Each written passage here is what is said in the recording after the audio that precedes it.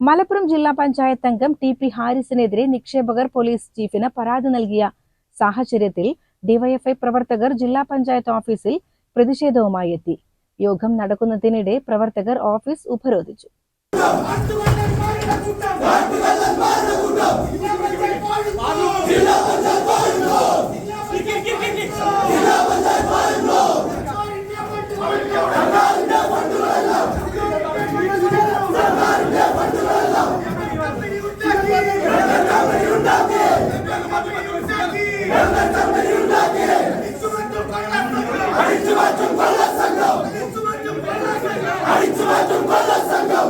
$30 കോടി രൂപയുടെ തട്ടിപ്പ് നടത്തിയെന്നാണ് ആരോപണം. ഹാരിസ് രാജിവെക്കണമെന്നാവശ്യപ്പെട്ടായിരുന്നു ഉപരോധം. ഓഫീസിലേക്ക് തള്ളിക്കയറിയ പ്രവർത്തകരെ പോലീസ് തടഞ്ഞു. കുറച്ചു പ്രവർത്തകരെ അറസ്റ്റ് ചെയ്തു നീക്കി. പ്രതിഷേധത്തിന് ഡിവൈഎഫ്ഐ ജില്ലാ joint secretary C Ilyas, C Vipeesh, M Rajeesh, വി.ഐ.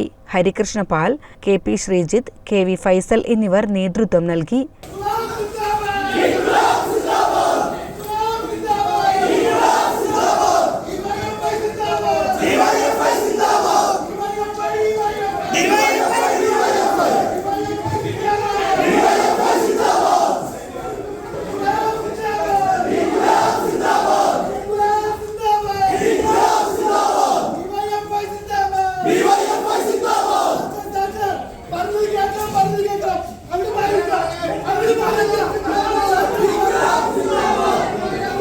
CCN Malappuram.